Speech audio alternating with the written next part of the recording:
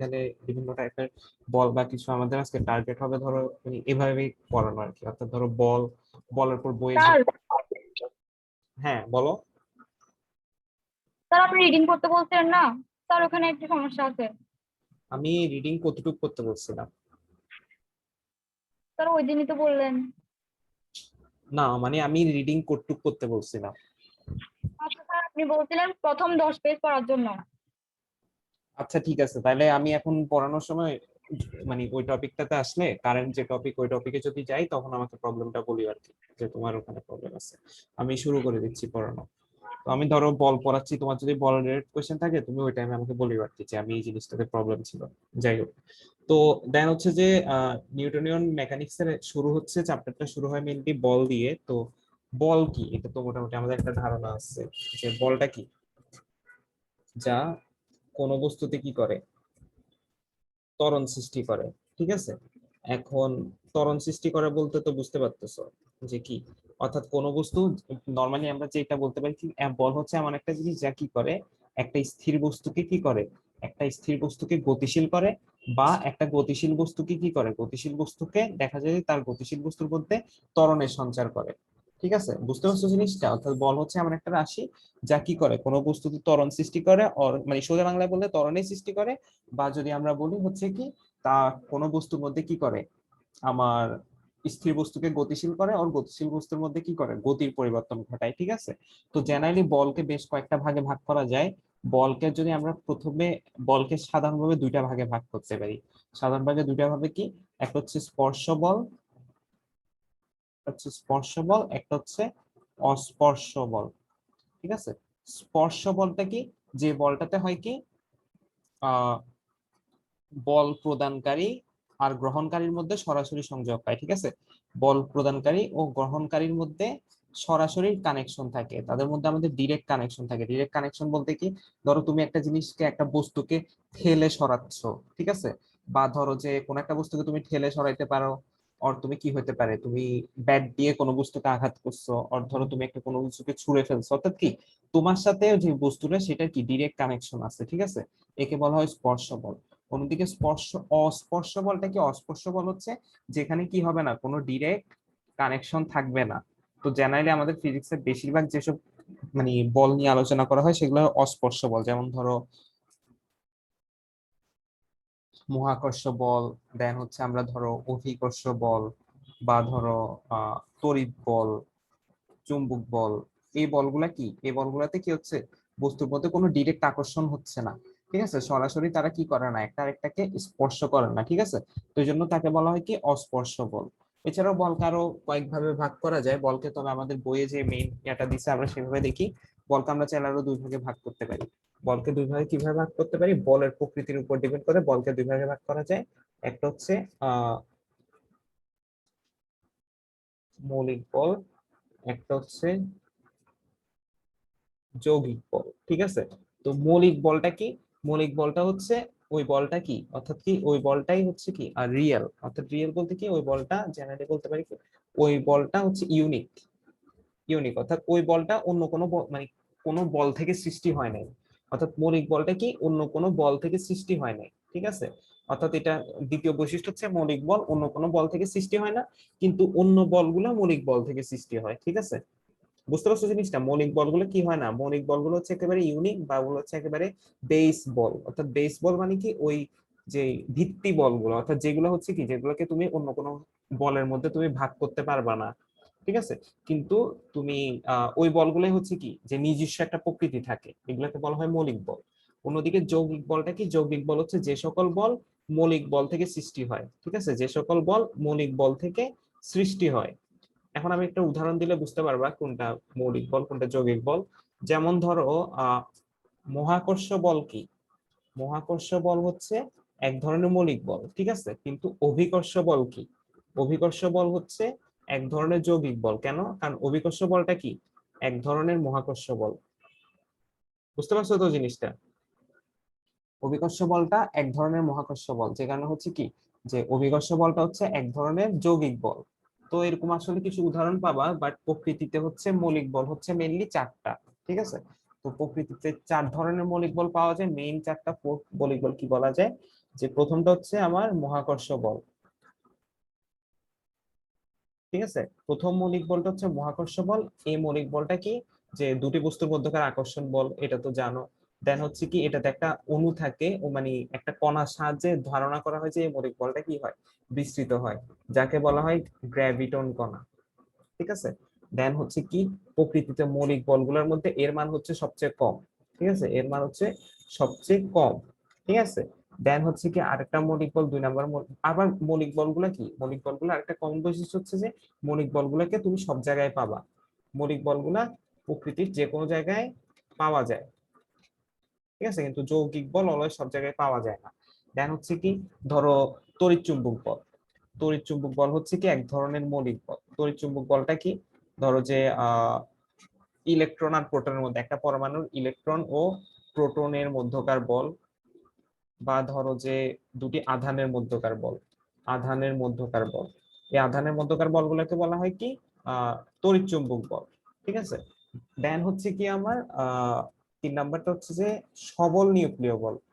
সবল নিউক্লিয় বলটা কেমন আমি বলি, এগুলো হচ্ছে যে একটা পরমাণু নিউক্লিয়াসের মধ্যে পাওয়া যায়, ঠিক আছে। সবল নিউক্লিয় বল কোথায় পাওয়া যায়, নিউক্লিয়াসে পাওয়া যায়। এখন নিউক্লিয়াসে কেমনে পাওয়া যায় দেখো, যে সাপোজ একটা পরমাণু, একটা পরমাণুতে কি হচ্ছে, দেখো একটা পরমাণুতে কেন্দ্রে থাকে প্রোটন, কেন্দ্রে থাকে প্রোটন আর বাহিরে থাকে ইলেকট্রন, ঠিক আছে। এখন একটা জিনিস চিন্তা করো, এই যে কেন্দ্রে প্রোটন, কেন্দ্রে তো অনেকগুলো প্রোটন থাকে একসাথে, ঠিক কিনা, আর বাহিরে কি হয়, ইলেকট্রনও কি হয় একসাথে অনেকগুলো থাকে না, তো ফলে কি হওয়ার কথা, ইলেকট্রন ইলেকট্রন বিকর্ষণ হওয়ার কথা, ঠিক কিনা, আর প্রোটন প্রোটন বিকর্ষণ হওয়ার কথা। এখন প্রোটন প্রোটন যদি বিকর্ষণ হয় তাহলে তো নিউক্লিয়াসটা কি হওয়ার কথা না, নিউক্লিয়াস তার অস্তিত্ব থাকার কথা না, কারণ পরমাণু নিউক্লিয়াসে যদি কি হয়, সবগুলা একই ধর্মী চার্জ থাকে, তাহলে তো প্রোটন প্রোটন বিকর্ষণে কি হবে, এই নিউক্লিয়াসটাই ফেটে যাবে, ঠিক কিনা, নিউক্লিয়াসটা ফেটে মুক্ত হয়ে যাবে না প্রোটন গুলা।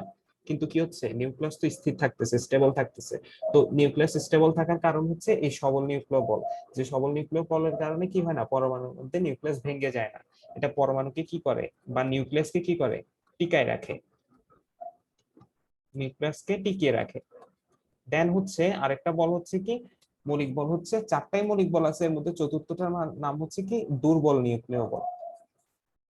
তো এই দুর্বল নিউক্লিয় বলটা কেমন, দুর্বল নিউক্লিয় বলটা হচ্ছে যে আমরা পরে জানবো যে একটা পরমাণুতে নিউক্লিয়াসের মধ্যে বিটা ক্ষয় হয়, ঠিক আছে। নিউক্লিয়াসের মধ্যে বিটা ক্ষয় হয় বলতে কি, যে প্রোটন কি হয়, প্রোটন নিউট্রনে পরিণত হয়, প্লাস একটা কি করে বিটা কণা ছেড়ে দেয়, এরকম টাইপের একটা সিচুয়েশন ক্রিয়েট হয়, ঠিক আছে।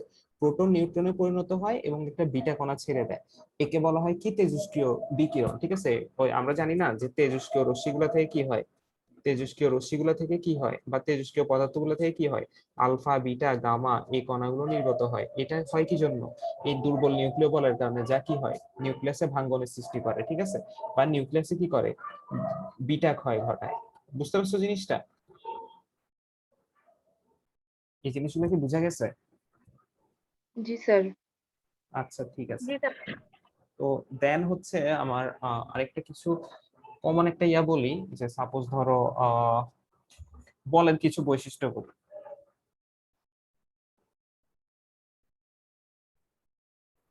বলের বৈশিষ্ট্য হচ্ছে, বল কি করে, সর্বপ্রথম আমরা কি বলছি, বলের বৈশিষ্ট্য যদি বলি, প্রথমে আমরা বলের বৈশিষ্ট্য বলতে প্রথমে যে কথাটা বললাম, যে বল কি হচ্ছে, দুটা বস্তুর মধ্যে ত্বরণের সৃষ্টি করে, ঠিক আছে। বল কি করে, ত্বরণের সৃষ্টি করে, এটা তো জানি। দেন 2 নাম্বারটা কি, প্রকৃতিতে কি হয়, বল জোড়ায় জোড়ায় ক্রিয়া করে, ঠিক আছে। প্রকৃতিতে বল জোড়ায় জোড়ায় ক্রিয়া করে, মানে হচ্ছে যে কোনো বস্তুতে তুমি যে পরিমাণ ক্রিয়া বল দিবা, ওই সমপরিমাণ কিন্তু বিপরীত প্রতিক্রিয়া বল কি হবে, ওই বস্তুর উপর প্রযুক্ত হবে, ঠিক আছে। দেন হচ্ছে যে বল কি, বলের বৈশিষ্ট্য বলতে হচ্ছে বল একটি ভেক্টর রাশি, ঠিক আছে, বল একটি ভেক্টর রাশি। বলের কি আছে, ডিরেকশন আছে, ঠিক আছে, বলের মধ্যে বিভিন্ন দিক থাকে, আমার দিকগুলা থেকে মেজারমেন্ট করতে হয়, ঠিক আছে। এই জিনিসগুলো কি মোটামুটি বুঝে গেছে? ধরো আমাদের বলটা পড়াইলাম, মৌলিক বলটা পড়লাম, এই জিনিসগুলো কি বুঝছো? জি স্যার। তো এরপর আমি বলি নিউটনের গতীয় সূত্র, ঠিক আছে। আমরা এরপর নিউটনের গতীয় সূত্রে যাব। নিউটনের গতীয় সূত্র কি, এগুলা তোমরা 9-10 এ পড়ে আসা জিনিস। যে স্যার আমার এখানে একটা কোশ্চেন ছিল। হ্যাঁ বলো। স্যার আপনি বললেন না যে যে গ্র্যাভিটন একটা কণা, স্যার গ্র্যাভিটন কণাটা কি দিয়ে তৈরি? গ্র্যাভিটন কণা আসলে কিছু কি দিয়ে তৈরি, এটা আসলে গ্র্যাভিটন কণাটা কিছু দিয়ে তৈরি এরকম মানে অস্তিত্ব এটার মানে আমরা জাস্ট কল্পনা করা হয়, ঠিক আছে, যে গ্র্যাভিটন নামে একটা কণা দিয়ে কি হয়, এই বলটা কি হয়, আমাদের বা আকর্ষণ বলটা কাজ করে।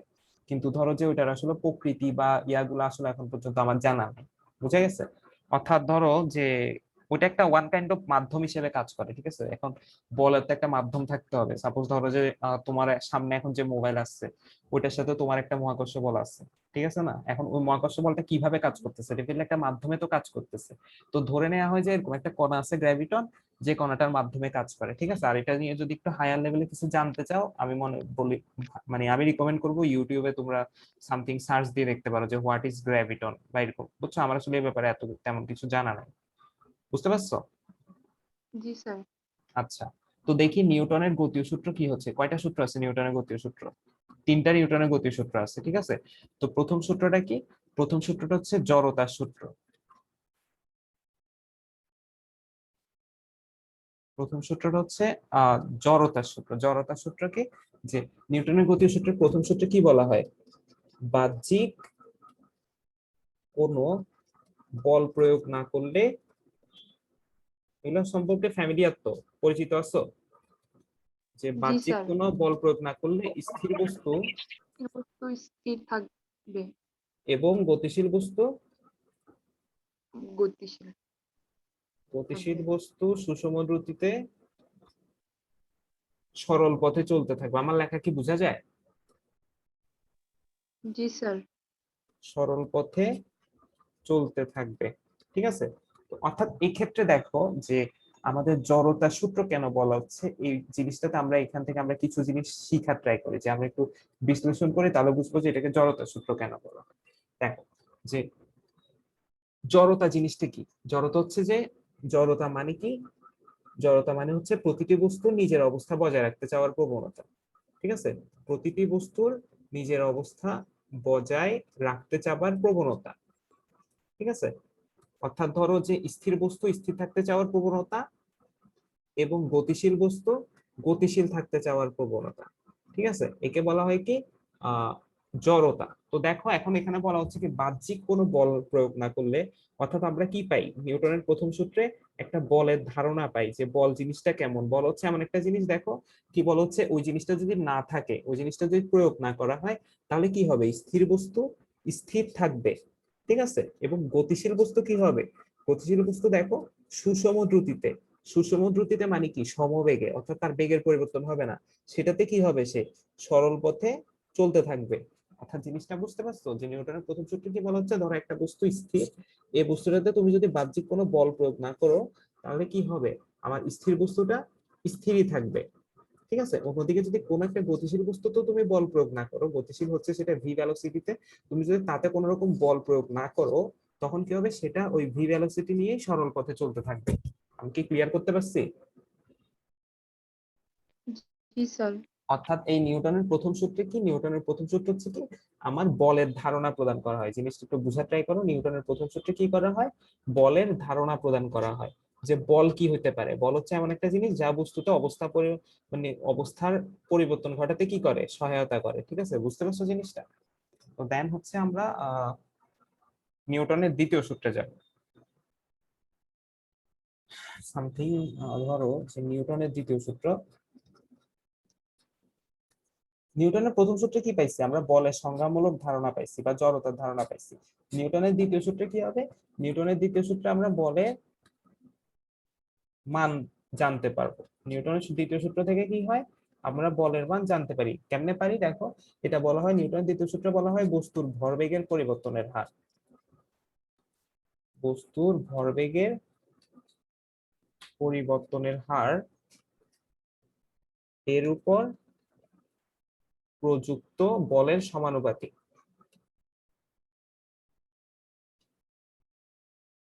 এবং বল যেদিকে ক্রিয়া করে, বল যেদিকে ক্রিয়া করে ভরবেগের পরিবর্তন সেদিকে ঘটে। অর্থাৎ বুঝছো সূত্রটা? বুঝতে পারছো? অর্থাৎ বলা হচ্ছে কি বস্তুর ভরবেগের পরিবর্তনের হার এর উপর প্রযুক্ত বলের সমানুপাতিক। অর্থাৎ আমাদের কি করা হচ্ছে দেখো, উক্ত সূত্রের মধ্যে, উক্ত সূত্রে আমাদের বস্তুর ভরবেগের সাথে কি করা হচ্ছে, আমাদের বলের ধারণা দেওয়া হচ্ছে। দেখো, ভরবেগের পরিবর্তনের হার, এই জিনিসটাকে কি বলা হচ্ছে? বলা হচ্ছে এই বস্তুর ভরবেগের পরিবর্তনের হারটা এর উপর প্রযুক্ত বলের সমানুপাতিক। ঠিক আছে, প্রযুক্ত বলের সমানুপাতিক, এই জিনিসটা বুঝছো তো? অর্থাৎ ভরবেগের পরিবর্তনের হারের সাথে আবার বলের একটা ইন্টারঅ্যাকশন নিয়ে আসা হয়েছে, এবং বলা হচ্ছে বল যেদিকে ক্রিয়া করে ভরবেগের পরিবর্তনও সেদিকে ঘটে। অর্থাৎ জিনিসটা কি, বস্তুর ভরবেগের পরিবর্তনের হার যদি ডেল পি হয়, তোমাকে বলা হচ্ছে ডেল পিটা কিসের সমানুপাতিক? এফ এর সমানুপাতিক। ঠিক আছে, বা বুঝছো তো জিনিসটা, বস্তুর ভরবেগের পরিবর্তন হচ্ছে এর উপর প্রযুক্ত বলের সমানুপাতিক। বা আমরা সেখান থেকে কি লিখতে পারি, এফ সমানুপাতিক কি, M V minus M U divided by কি টি, কারণ ভরবেগের পরিবর্তনের হার বলছে, তো এখানে কি হবে, সমানুপাতিক টি হবে না? বুঝতেছো? বা সেখান থেকে হবে এফ সমানুপাতিক কি, M into V minus U divided by T, যে জায়গা থেকে হবে কি, এখান থেকে হবে এফ সমানুপাতিক এম ইন্টু এ, কারণ এ ইকুয়াল টু কি, A equal to V minus U divided by T না? আর কি ক্লিয়ার করতে পারছি? তো এই জায়গা থেকে কি করা হয়, এখান থেকে একটা ধ্রুবক ধরা হয় F equal to K into M A. এখন হিসাবে সুবিধার জন্য কে কে 1 ধরা হয়, যেখান থেকে আমরা পাই কি, F is equal to M A. এটা হচ্ছে কি আমার বলের মান। বুঝতে পারছো জিনিসটা? জি স্যার। আচ্ছা ঠিক আছে, তো দেন আমরা হচ্ছে কি নিউটনের তৃতীয় সূত্রে যাব।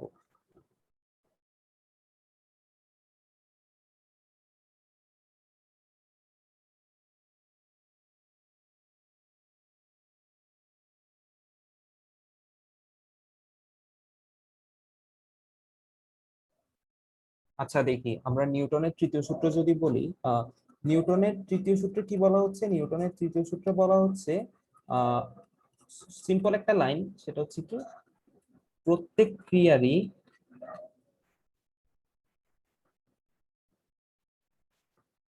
একটি সমান ও বিপরীত প্রতিক্রিয়া আছে।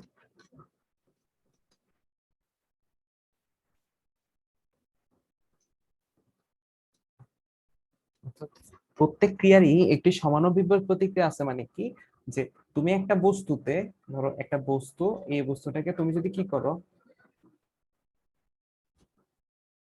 তুমি যদি এই বস্তুটাতে এফ পরিমাণ বল দাও, ঠিক আছে, তুমি এই বস্তুটাতে যদি কি করো, এফ পরিমাণ বল দাও, তাহলে কি হবে, এই বস্তুটা কি করবে, সমপরিমাণ কিন্তু বিপরীতমুখী কি করবে, মাইনাস এফ পরিমাণ বল তোমাকে দিবে।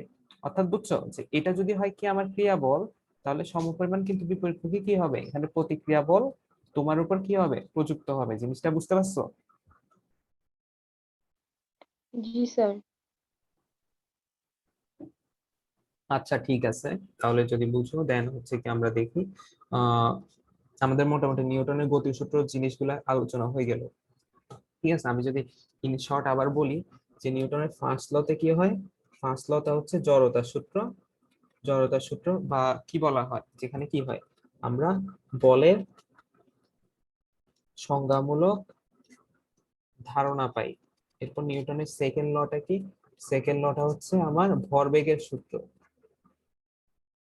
যেখানে কি হয় আমরা বলের মান পাই।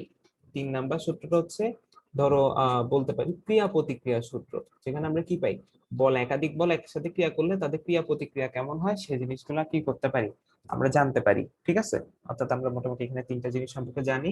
দেন হচ্ছে ধরো আমরা আহ সে আমাদের টপিকে ফিরে যাই। তো আচ্ছা, নিউটনের গতিসূত্র এ রিলেটেড ম্যাথে যাব। তো সামথিং আমরা দেখি বইটা,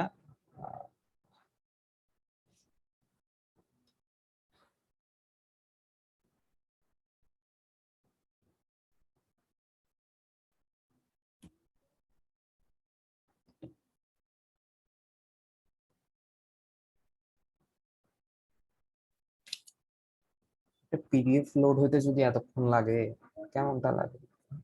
আচ্ছা দেখি, তাহলে আমরা দেখি,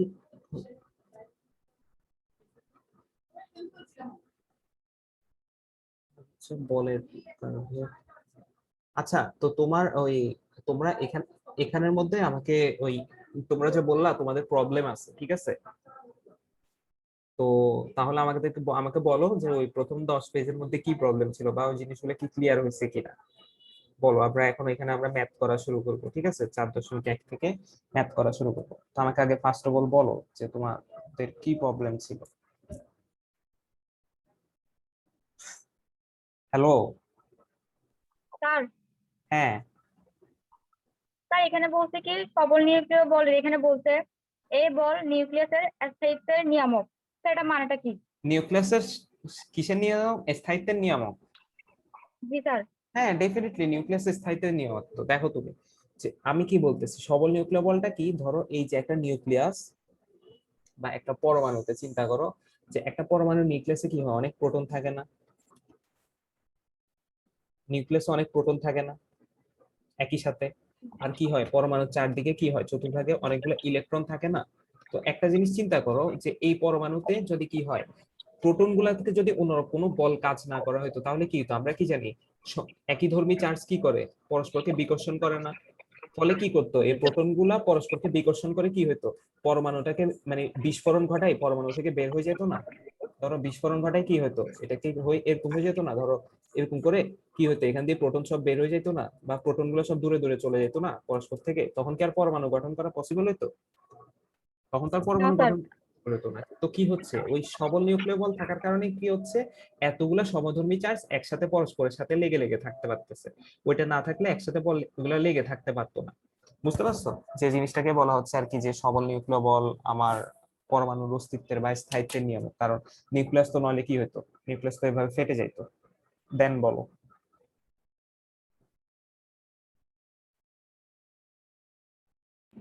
স্যার এখানে আরেকটা আছে দুর্বল নিউক্লিয় বলের এখানে স্যার লেখা আছে হ্যাঁ বলো। নিউক্লিয় বিটাক্ষয়ের জন্য দায়ী। স্যার বিটাক্ষয়টা কি? ওই যে আমি বললাম না কিছুক্ষণ আগে তোমাদেরকে, কোথায় বললাম, সামথিং, এই যে এখানে বললাম না যে একটা পরমাণুতে কি হয়, যে তেজস্ক্রিয় পরমাণুগুলোর মধ্যে দেখা যায় যে তাদের কি হয়, তাদের ভর সংখ্যা অনেক বেশি থাকে। তো তেজস্ক্রিয় পরমাণুতে ভর সংখ্যা অনেক বেশি থাকার মানে কি, তাদের নিউক্লিয়াসের মধ্যে অনেক সংখ্যক প্রোটন থাকে। তো অনেক সংখ্যক প্রোটন একসাথে থাকার ফলে হয় কি, যে সবল নিউক্লিয় বল আর ওই ইয়াগুলাকে একসাথে মানে আটকায় রাখতে পারে না, বা একই সাথে তারা কি করতে পারে না, ধরে রাখতে পারে না। ফলে এই পরমাণুগুলা কি হয়, ভেঙে যায়, অনেক টাইমে ভেঙে কি হয়, ছোট ছোট অপেক্ষাকৃত ছোট আকারের পরমাণুতে পরিণত হয়, ঠিক আছে? যেটা নিউক্লিয়াসের তেজস্ক্রিয়তার ফলে হয়। এবং এটা হওয়ার সময় অনেক সময় প্রক্রিয়াতে হয় কি, এই যে প্রোটনটা করে কি, প্রোটনটা নিউট্রনে পরিণত হয় একটা বিটা, কি করে, একটা বিটা মানে কি, বিটা মানে হচ্ছে একটা ইলেকট্রন, একটা ইলেকট্রন বা একটা ইয়াকে ত্যাগ করে বা একটা ইয়াকে ভেঙে দিয়ে কি করে, যে একটা প্রোটন কি করে, নিউট্রনে পরিণত হয়। তো এই জিনিসটাকে বলা হচ্ছে আর কি, যে পরমাণুর তেজস্ক্রিয় বিটা হয়। অর্থাৎ ওই পরমাণুর অভ্যন্তর থেকে প্রোটনটা কি করে, একটা বিটা ছেড়ে দিয়ে সে নিউট্রনে পরিণত হয়। বুঝছো জিনিসটা? জি স্যার বুঝতে পারছি। আচ্ছা ঠিক আছে, দেন বলো। স্যার এখানে একটা লাইন ছিল যে যদি কোনো বস্তুর উপর নিট বল শূন্য হয় তাহলে বস্তুর ত্বরণও শূন্য হবে। স্যার নিট বল মানে হচ্ছে যে উম, অনেকগুলো বল একসাথে প্রয়োগ করে না, মানে এটাই তো বোঝানো হয়েছে এখানে। হ্যাঁ ডেফিনেটলি নিট বল মানে অনেকগুলো বল প্রয়োগ করছে একসাথে। কারণ বাচ্চা তুমি তাহলে চিন্তা করো। আম- আহ, আচ্ছা বলো বলো, তোমার কথা শুনি। স্যার আমার কোশ্চেন এটা যে আমি যদি অনেকগুলো বল একসাথে প্রয়োগ করি তাহলে তার ত্বরণটা কেন জিরো আসবে? তুমি চিন্তা করো, এই যে তুমি অনেকগুলা বল প্রয়োগ করতেছো, কিন্তু বলগুলা সব কি পরস্পর এভাবে বিপরীত, ঠিক আছে? তো এইভাবে যদি বিপরীত হয় তাহলে আমাদের লব্ধি বল summation of F equal to কি হবে, এফ ইকুয়াল টু হবে F minus F plus F minus F equal to কি M A, equal to M A. তো এখানে কি হচ্ছে, শেষমেশ কাটাকাটি চলে গিয়ে M A equal to zero থাকতেছে না, বা এ ইকুয়াল টু জিরো না? তো সেজন্য আর কি, অর্থাৎ বস্তুটা কি হবে, বস্তুতে ত্বরণের মান শূন্য হবে।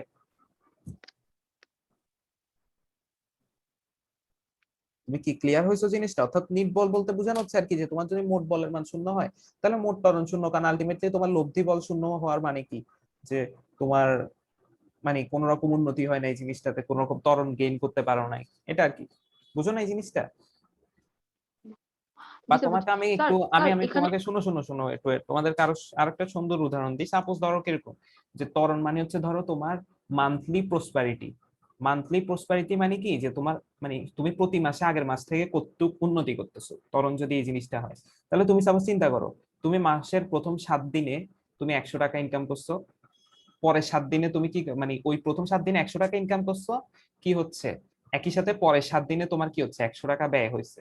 এরপর পরের 7 দিনে তোমার কি হয়েছে 200 টাকা ইনকাম করছো, একই সাথে 200 টাকা ব্যয় হয়েছে। তো তোমার মাস শেষে পকেটে টাকা আছে কত? 0 টাকা। আলটিমেটলি তোমার মান্থলি প্রসপারিটি কি 0 না? ব্যাপারটা এরকম আর কি, তোমার কাছে ফোর্স আছে, তোমার কাছে অনেক টাকা ছিল, কিন্তু তোমার তো টাকাও খরচ হয়ে গেছে, তেমন ভাবে বিপরীতমুখী ফোর্স থাকায় কি হচ্ছে, ওই ফোর্সটা কি হয়ে গেছে, কেটে গেছে, বা ফোর্সটা মানে রিমুভ হয়ে গেছে। আলটিমেটলি তোমার কি হবে, ত্বরণ শূন্য হবে না? বুঝছো জিনিসটা? জি স্যার। আচ্ছা দেন বলো। স্যার আপনি যে একটু আগে মানে কয়েকটা পেজ আগে এফ ইজিক্যাল টু এম এর সূত্রটার প্রতিপাদন দেখাইছিলেন স্যার, আপনি যেভাবে করছেন হ্যাঁ ওইভাবে করলে হবে না? হ্যাঁ ডেফিনেটলি হবে, ওই তোমাদের ওই বইয়ে যেগুলো দিচ্ছে ওই ওগুলা একটা এভাবে অপমান। বুঝবা না। বুঝছি বুঝছি, স্বাভাবিক, না বুঝাটা স্বাভাবিক, আমি এভাবে করিও। বলতেছি। ঠিক আছে। জি স্যার। আচ্ছা স্যার এরপর বলেন।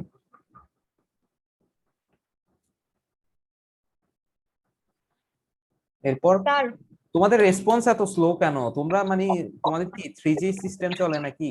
একটা কোশ্চেন করলে 3-4 সেকেন্ড পর পর বলো, সাথে সাথে রিপ্লাই দিতে পারো না? আচ্ছা বলো বলো।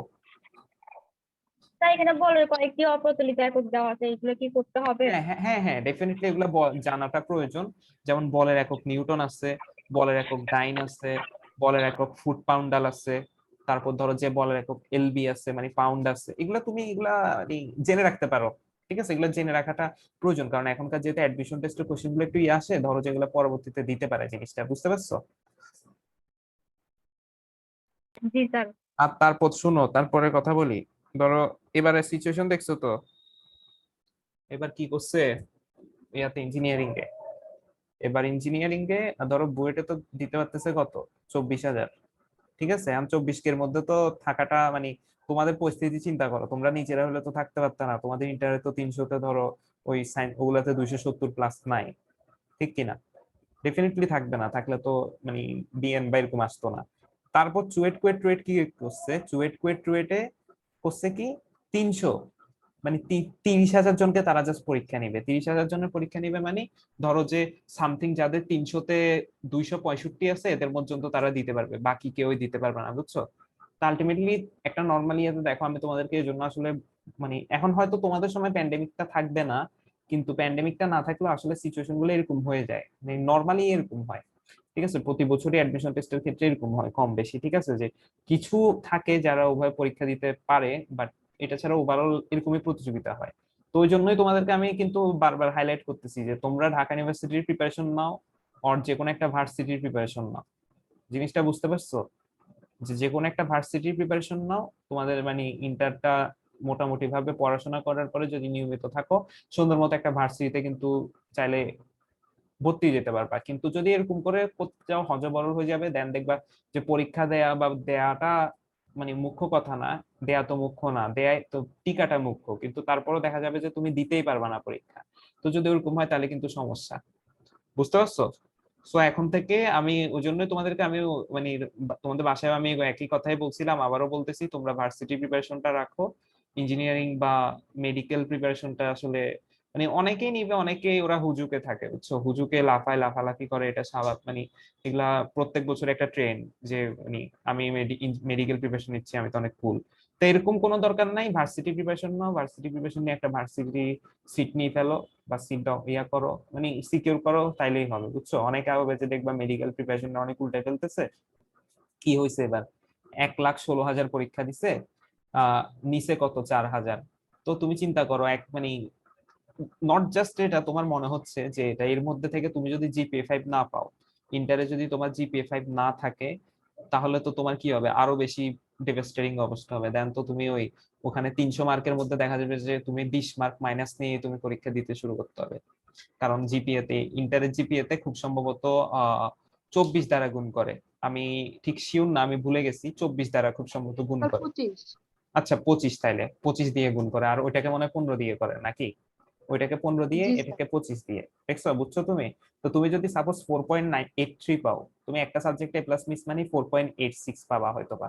তো তুমি যদি সাপোজ ধরো 4.86 পাও, তো তুমি 4.86 এর মধ্যে তোমার কত গ্যাপ পড়তেছে, 0.14 গ্যাপ হয়ে যাচ্ছে না? 5 এর সাথে, তো 5 এর সাথে যদি 0.14 গ্যাপ হয় তুমি 5 দিয়ে 25 দিয়ে গুণ করো, 25 ইনটু 0.14, তোমার হচ্ছে 3.5 মার্কস নাই, 3.5 মার্কস কিন্তু অনেক।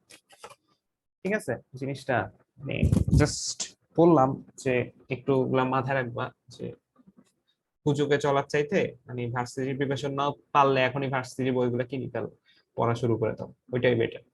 যাই হোক, আমরা ওই আমাদের এরপর ম্যাথ গুলাতে যাই, ঠিক আছে? তোমরা কি ওই গতিবিদ্যা কি অবস্থা? অ্যাডমিশন হ্যাঁ হ্যাঁ বলো।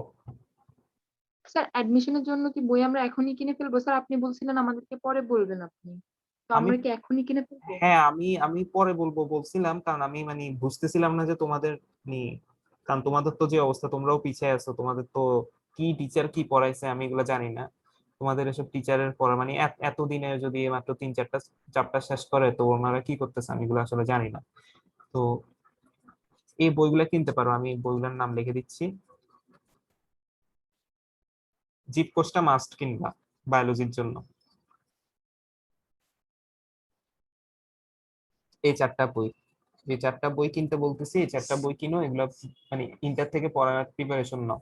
মানে ধরো যায় যে চ্যাপ্টারটা পড়তেছো, আজকে ধরো আমি তোমাদেরকে বল পড়াইছি, ঠিক আছে, বলের সাথে সাথে এই জিনিসটা পড়ো, মানে এখানের মধ্যে যে অ্যাডমিশনের কোশ্চেন গুলো আছে এগুলো পড়ে ফেলো। কারণ এগুলো ইন্টার থেকে প্রিপারেশন না নিলে পরে অ্যাডমিশন গিয়ে আসলে অনেক অনেক কথা বলে, কিন্তু অ্যাডমিশন গিয়ে আসলে খুব একটা তোমার ইয়া করা হয় না, বুঝতে পারছো জিনিসটা?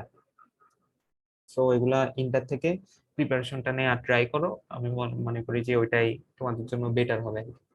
ঠিক আছে, এখন হয়তো লকডাউনের কারণে বই কিনতে পারবা না, এগুলা মানে মাথায় রাখো, মানে 1-2 মাস পরে কিনলেও সমস্যা নাই, কিন্তু মেক শিওর সেকেন্ড ইয়ারের আগে যাতে বইগুলো কিনা হয়ে যায়। ঠিক আছে, বুঝছো তো? Okay sir.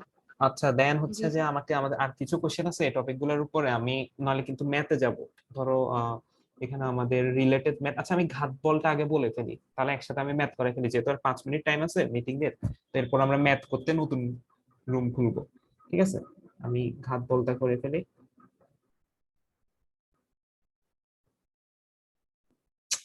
র্যাম একটু বাড়াইতে হবে, র্যাম বাড়ানো ছাড়া হবে না।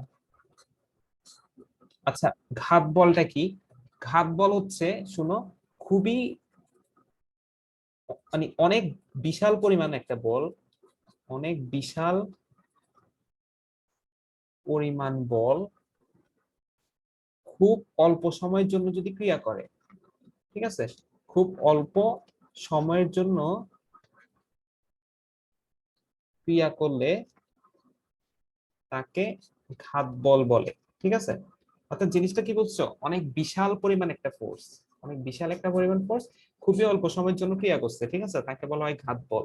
সাপোজ কেমন চিন্তা করো, যে ক্রিকেট খেলার সময় কি হয় দেখো, বোলার এই পয়েন্ট থেকে বল করতেছে, ঠিক আছে, সেই পয়েন্ট থেকে এভাবে করে বল করলো, বলটা এই হাইটে উঠলো, এখন হলো কি এই বলটাকে কি করতেছে ব্যাটসম্যান এই জায়গা থেকে যখন সে হিট করতেছে ব্যাট দিয়ে যখন সে হিট করতেছে, হিট করলে কি হয়, বলটা যাচ্ছিল এদিকে, বলের ডিরেকশন ছিল এদিকে, সেখান থেকে বলটা কি হয়, মানে জাস্ট ব্যাটসম্যান যখন হিট করে, ক্রিকেট খেলা তো অল্প সময় দেখছো, যে অতি অল্প সময়ের জন্য হিট করে, দেখা যায় সে 0.01 সেকেন্ডের জন্য হিট করছে, কিন্তু এতে হয় কি, এত অল্প পরিমাণ হিটেও কি হয়, বলটা কত বিশাল পরিমাণ তার গতির পরিবর্তন হয়, দেখো সেখান থেকে দিলে কি হয়, সে বাউন্ডারিতে গিয়ে কি হয়, ছক্কা হয়ে যায়।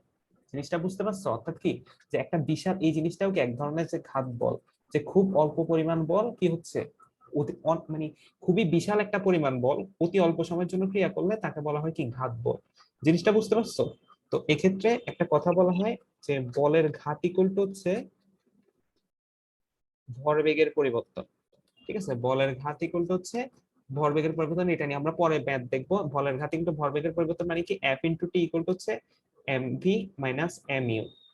ঠিক আছে, এটাকে বলা হয় কি, বলের ঘাত ইকুয়াল টু ভরবেগের পরিবর্তন, বা এটাকে আমরা চাইলে এইভাবে না লিখে আরেকভাবেও লেখা যায়, যে ধরো কি F equal to M A না, বা কি হয়, এফ ইকুয়াল টু কি M into V minus U divide by T না, সেখান থেকে দেখো টিটাকে যদি আমরা এই সাইডে নিয়ে আসি কি হয়, F into T equal to M V minus M you.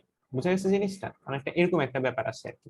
তো খুব অল্প সময়ের জন্য ক্রিয়া করলে যে বলটা পাওয়া যায় তাকে বলা হয় ঘাত বল, এবং ওই বলের ঘাতটা কি, ওই ঘাত বলের যে প্রভাব তাকে বলা হয় বলের ঘাত, এর মান কি, তোমার হচ্ছে যে ভরবেগের পরিবর্তন। তো বিষয়টা কি বুঝে গেছে? জি স্যার। স্যার, হুম, বলো। স্যার এখানে স্যার অনেক সময় দেখা যায় কি স্যার, ব্যাটসম্যান যদি বল করে স্যার, হ্যাঁ স্যার তখন যখন হিট করে স্যার বলটা পেছনের দিকে যায় স্যার, হ্যাঁ এটা হ্যাঁ, কেন হয়? ওইটা বল পেছনের দিকে যায় বলতে মানে ধরো আমাকে আমাকে জিনিসটা একটু আমাকে একটু লেট মি এক্সপ্লেন, আমি বলি জিনিসটা।